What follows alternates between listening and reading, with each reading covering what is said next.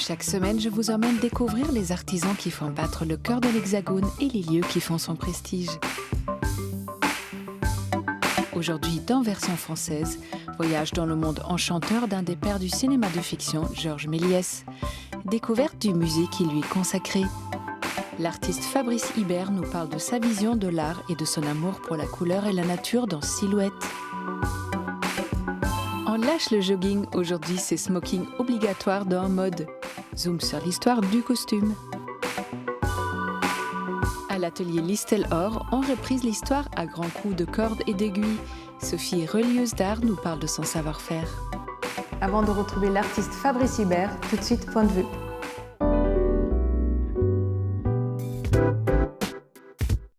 C'est entre 1800 et 1803 que le peintre Jacques-Louis David réalise le tableau Bonaparte franchissant le Grand Saint-Bernard. Majestueusement perché sur son cheval, Bonaparte est érigé en conquérant. Mais l'histoire semble avoir été un peu modifiée. Pour commencer, le peintre en a réalisé plusieurs versions, donc non, si le cheval ou la cape changent de couleur, ce ne sont pas vos yeux qui commencent à fatiguer. Et en parlant de cheval, c'est là où le bas blesse. Napoléon chevauchait en réalité une mule, un peu moins glamour. Avec cet ouvrage, on fait rimer design et militantisme. Car oui, la production de certaines pièces est très gourmande en énergie ou parfois composée de matériaux polluants.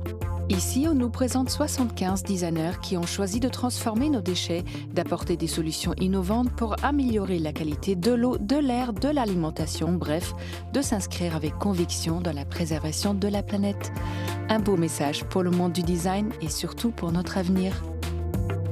Jean Prouvé, c'est le pape des tables et des chaises. Ce designer phare du XXe siècle a notamment réalisé le tabouret 307. Produit en série, il doit résister au quotidien de pas mal de monde. Prouvé n'hésite pas à laisser apparent vis et boulons. L'assise prend la forme du fessier, rappelant un siège de tracteur, mais en plus cool, on vous l'accorde. Pour l'anecdote, le 307, c'est lui, le 306 avait 3 pieds et le 309, une assise pivotante et un repose-pied. On n'imagine pas le 387.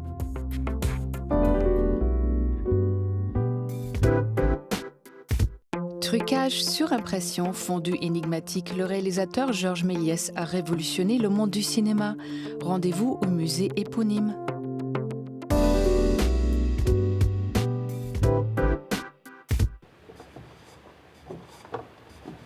Le musée Méliès va vous faire revivre l'enfance du cinéma. C'est une œuvre extrêmement étrange, en fait, très atypique dans l'histoire du cinéma. Une œuvre très imprégnée de magie, de féerie, très imprégnée du 19e siècle aussi. Au sein de la Cinémathèque française, le musée Méliès plonge le visiteur dans un monde enchanteur, celui d'un cinéaste de génie et plus largement celui des origines du cinéma, du cinématographe des Frères Lumière aux premières caméras pellicules. Le cinéma, très longtemps, des origines en fait jusqu'aux années 2000, a fonctionné avec de la pellicule. Donc c'était un support large de 35 mm où on impressionnait les images à l'aide de la chimie et de l'optique et de la lumière.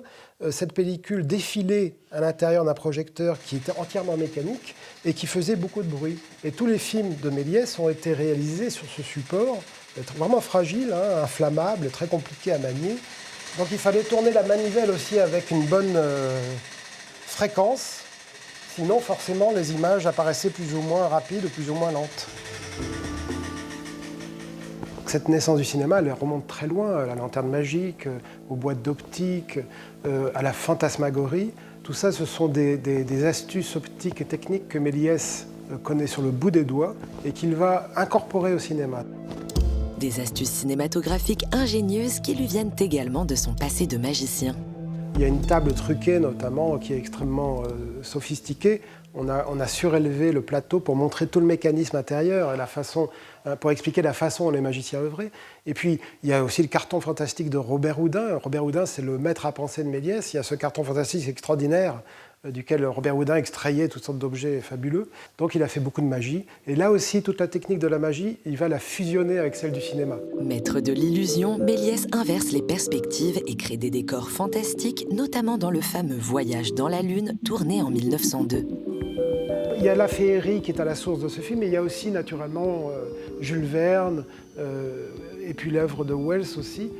Tout ça forme la trame d'un film donc extraordinaire, Le Voyage dans la Lune, qui est en fait le la première super production de Méliès. Il y met beaucoup d'argent, beaucoup de temps, beaucoup de soins. Et c'est un film qui va avoir un succès extraordinaire à travers le monde entier.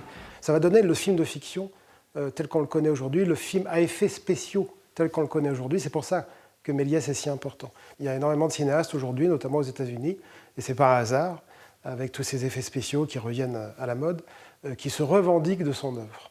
Aujourd'hui, quand on voit un film de Méliès, on est certes émerveillé, on est un peu aussi étonné par cette espèce de virtuosité du trucage. Et d'ailleurs, même aujourd'hui encore, on a du mal à expliquer certains de ces trucages, tellement ils étaient complexes. Des trucages complexes dont l'un des plus célèbres lui a été inspiré accidentellement par sa toute première caméra. C'est une caméra très primitive qui ne fonctionne pas très bien. Et justement, c'est en raison du fait qu'elle fonctionne assez mal que Méliès va découvrir le principal trucage qui va animer toute son œuvre. C'est ce qu'on appelle le trucage par arrêt de caméra. La pellicule défile à travers tout ce mécanisme. À un moment donné, elle s'est arrêtée. Donc il a fallu la ranger, la débourrer, comme on disait. Et au développement, Méliès s'est aperçu qu'une image était substituée à une autre. Et ça, c'est une grande découverte pour lui, c'est la découverte de l'arrêt de caméra. Et à partir de là, 1896, il va réaliser des centaines de films fondés sur ce principal trucage. C'est un grand précurseur, c'est un visionnaire qui crée certainement des courants dans le monde entier vers le film à truc, comme on disait à l'époque, vers le film magique. Mais il reste un peu dans sa bulle à Montreuil, comme un cinéaste atypique, solitaire, indépendant. Il refuse toute aide. C'est son propre producteur, il est réalisateur, il est acteur, il est scénariste, il est costumier, il est décorateur, il est truqueur. Et il tire lui-même les films, il les distribue lui-même à travers le monde entier. Enfin, c'est très impressionnant. C'est très impressionnant. Cet homme, c'était l'homme orchestre, hein, comme pour reprendre le titre d'un de ses films. C'est un cas unique dans l'histoire du cinéma. Un cas unique et un monde extraordinaire qui continue de faire rêver et d'inspirer les générations futures.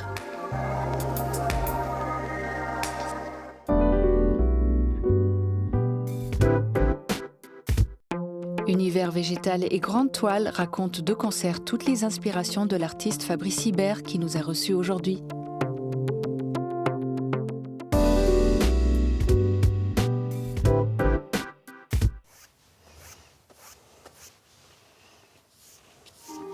J'ai toujours fait en sorte d'avoir la possibilité d'être libre, d'être en permanence. Donc être libre en permanence, le meilleur moyen jusqu'à maintenant que j'ai trouvé, c'est d'être artiste. D'avoir la possibilité de faire ce que je veux, de pouvoir développer toutes les formes que je veux. Plasticien prolifique, Fabrice Hibert n'a pas toujours su qu'il serait artiste. Après des études de mathématiques et de physique, il entre aux Beaux-Arts de Nantes et c'est le coup de foudre immédiat. Depuis 1981, Fabrice Hibert ne cesse de ramener au cœur de ses œuvres la nature, le vivant, la philosophie et la science. Mondialement connues, elles ont traversé les décennies et les continents, comme ces petits hommes verts fontaines, appelés hommes de Bessines, ces POF, prototypes d'objets en fonctionnement, dont le spectateur imagine la fonction de l'œuvre, et surtout ses toiles, car le dessin est son moyen d'expression de prédilection. Moi, la forme idéale, évidemment, c'est le dessin, parce qu'en fait, on essaie d'écraser tout, que ça soit lisible tout de suite. Évidemment, la forme sublime, c'est l'écriture, et puis on raconte une histoire dans un mot, mais les mots, c'est déjà un code. C'est déjà un codage. Alors on tombe dans le codage à ce moment-là. Alors que le dessin, l'image toute simple, même flottante comme ça, elle fabrique notre écosystème en fait, très vite. Elle fait partie de l'écosystème. Comme un immense croquis, Fabrice fait pousser des forêts sur ses toiles tout en laissant libre cours à son imagination. Il y a de la terre par là. Tout ça, c'est de la terre. Ok, hop. Ça, c'est de la terre, c'est de la terre, c'est de la terre. Le petit bourgeon qui arrive, hop, toc, avec... puis les arbres, ils sont... hop, ils se connectent. Et il y a le vent qui fait que l'arbre, il est comme ça, puis il est comme ça, puis il est comme ça, puis il est comme ça, puis il est comme ça, puis celui-là, il se touche. Puis après, ils sont timides. Mélange de mots, de dessins, d'aplats de peinture ou de fusains, ces toiles sont le reflet de sa personnalité. Les toiles, c'est des notes. Et en fait, toutes ces débuts de phrases, des choses qui m'inquiètent, des formes qui viennent. En fait, en fabriquant toutes ces images-là, ça permet d'avoir des choses qui apparaissent. Et en fait, quelquefois, un tableau peut rester 6 mois. Puis un autre peut rester une demi-heure. En une demi-heure, il est fini. mais la plupart du temps, ça dure des mois. Le tableau est nourri de toutes ces allées-venues entre l'extérieur, le monde extérieur, les choses, les rencontres, les chercheurs, les experts, les non-experts, les poètes, enfin tout ça. Si le dessin est sa façon principale de s'exprimer, Fabrice ne se prive pas d'explorer d'autres médiums. Et quel que soit le biais par lequel il exprime sa créativité et son imagination, le plus important pour lui est de faire passer un message. Les messages des œuvres ne sont pas seulement dans l'image ou dans l'imagerie que je porte, mais dans la façon dont c'est fait. Donc la façon dont c'est fait, vous voyez, mes tableaux sont très... Il y a très peu de matière, c'est très léger. Et donc avec des matériaux les plus bruts qui soient, en fait, avec un peu de couleur que je garde pendant très longtemps, que je fais sécher sur mes palettes et tout ça, et puis un peu d'huile et du fusain. Et par contre, c'est très très dilué. C'est-à-dire que j'en mets pas beaucoup. C'est toujours transparent. Et ça, c'est une notion importante dans mes tableaux, c'est que jamais rien n'est caché. Tout est transparent. Bercé par l'intensité des couleurs, il en possède des centaines dans son atelier et les marie tout en imaginant des teintes proches de la réalité. Et les couleurs, c'est des couleurs qui sont les plus franches possibles, les plus nettes. Mais c'est une couleur très diluée, c'est comme des filtres devant la lumière, hein, souvent. C'est comme des choses, des écrans, des gélatines, vous voyez. C'est comme ça mes peintures, c'est pas beaucoup plus que ça non plus. À travers ces filtres de couleurs, Fabrice Hibert nous plonge dans son univers naturaliste où réflexion et poésie s'entremêlent tout en laissant place à l'imagination.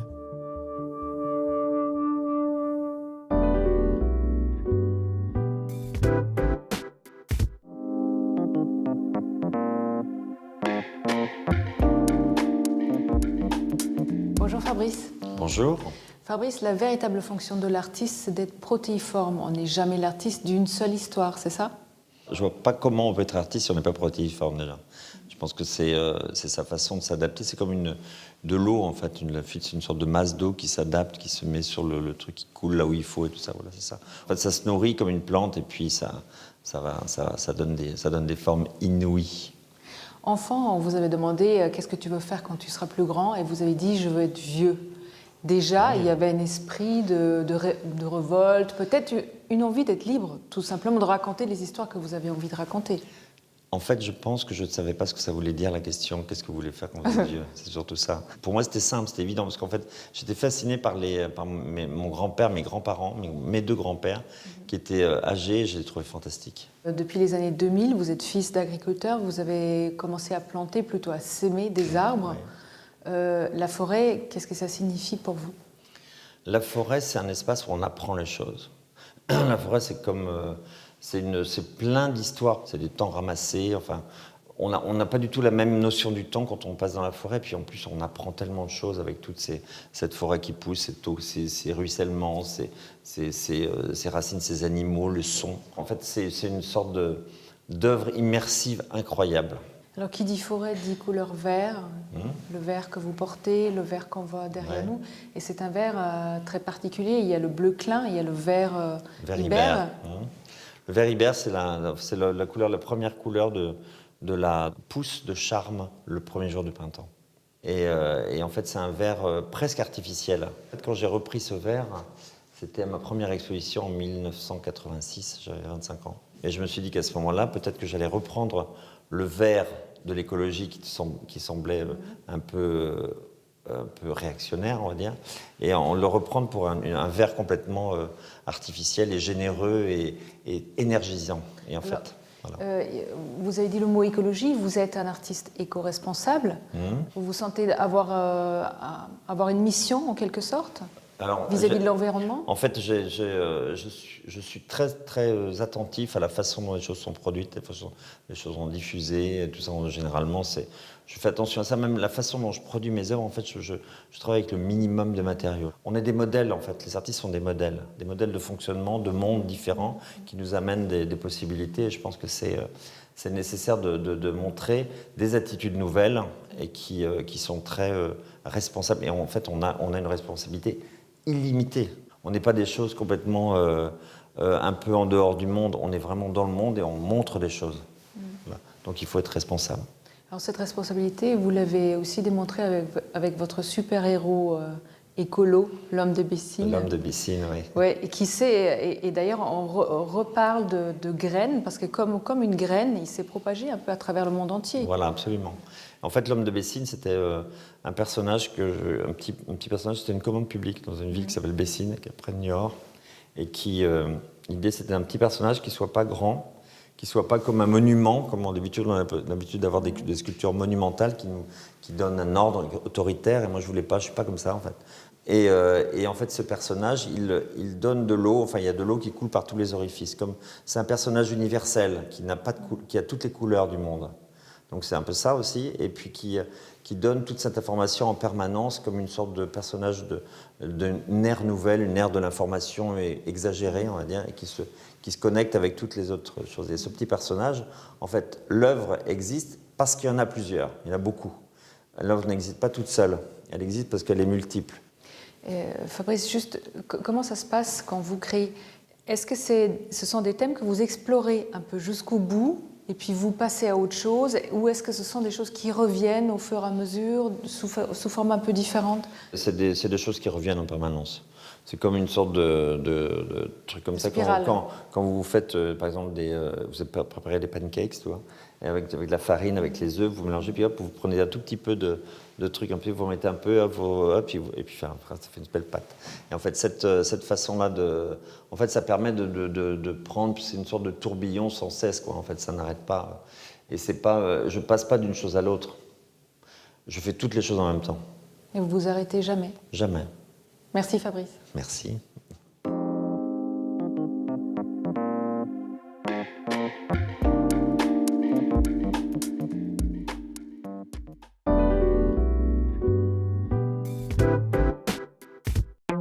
Le costume n'est pas réservé qu'au soir de fête.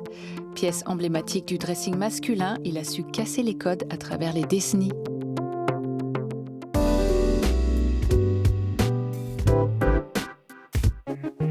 C'est l'empereur de la mode, l'uniforme par excellence, celui qu'on porte le jour et la nuit, au travail comme à la fête. Il s'agit bien sûr du costume. Et qui dit costume, dit Smoking Saint-Laurent, le premier couturier à l'avoir adapté aux femmes. C'est l'allure de Marlène Dietrich qui lui inspire son premier modèle en 1966.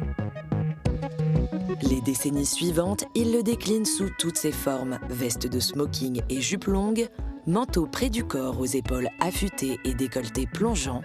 L'allure est à la fois chic, décontractée et les volumes raccourcis pour féminiser l'ensemble. Et la femme Saint-Laurent en redemande, si bien que le costume intègre pour de bon le vestiaire féminin. Dans les années 80, Giorgio Armani dessine la ligne qui marquera son époque. Pantalon taille haute, veste souple, on parle de power dressing, le vestiaire du pouvoir. 20 ans plus tard, c'est la révolution. À la tête de Dior Homme, Hedi Slimane affine le costume à l'extrême. La silhouette définit la décennie 2000 et devient la marque de fabrique du créateur qui officie désormais chez Céline. Et le costume devient un véritable terrain de jeu. En 2020, Christopher John Rogers le sort de son cadre formel et multiplie ses possibilités. Jeu de patchwork et de couleurs, lignes souples ou structurées, allure glamour et satinée.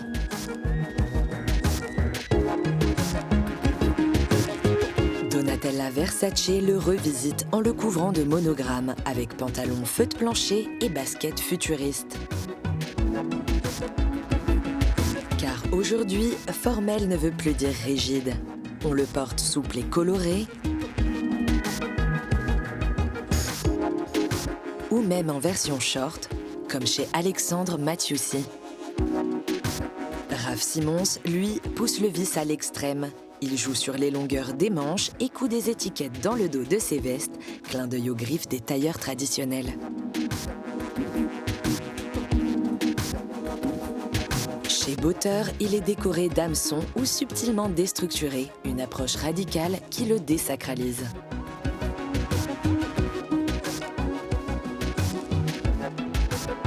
Mais le roi du costume, c'est l'américain Thom Browne.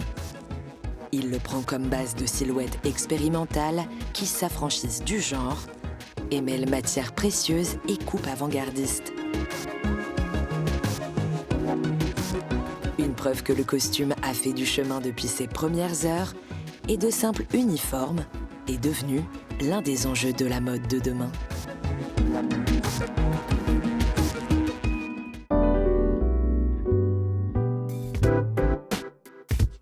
Dans le geste, on vous raconte la belle histoire de la reliure d'art. Sophie raccommode, plie et replie les ouvrages précieux pour les rendre quasi immortels.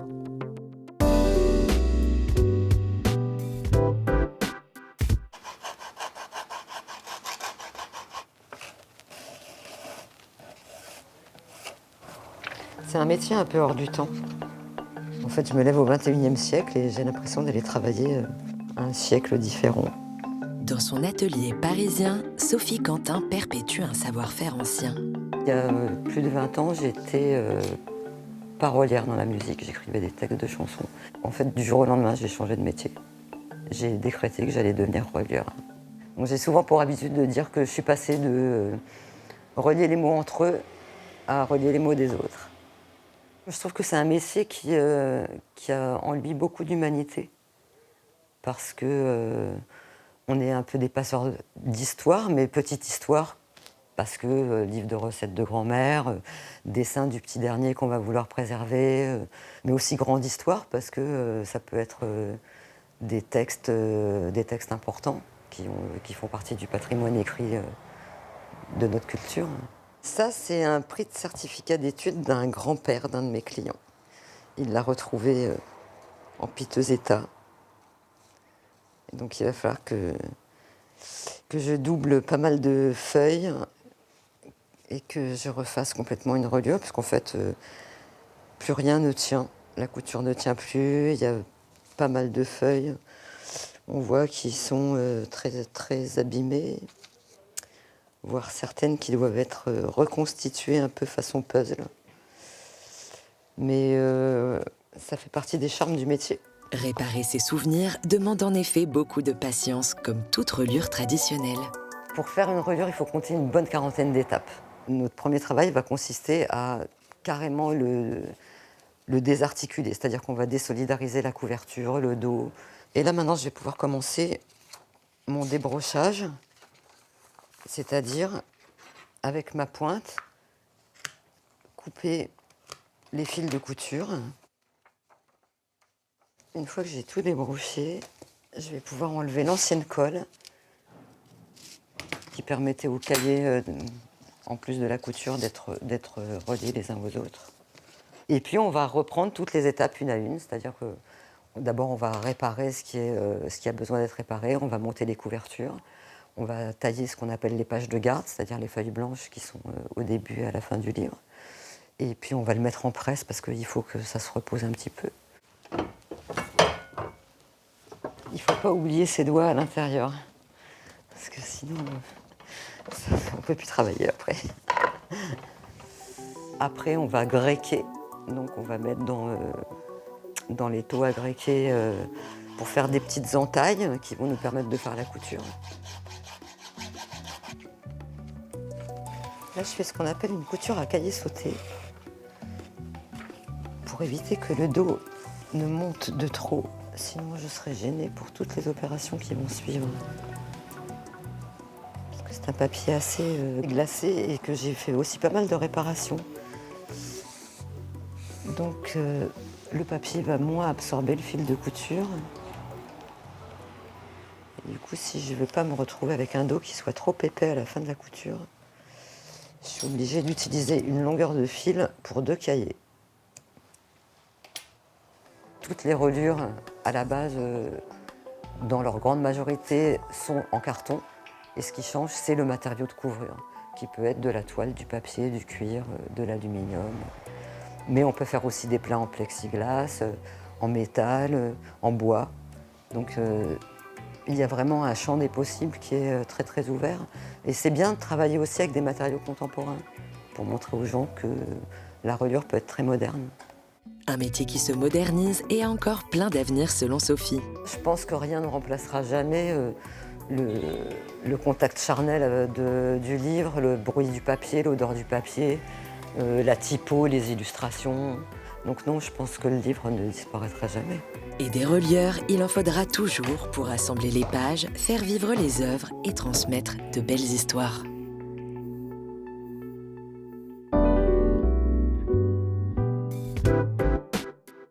Version française est déjà terminée, mais on se retrouve très vite pour toujours plus de découvertes. Bye!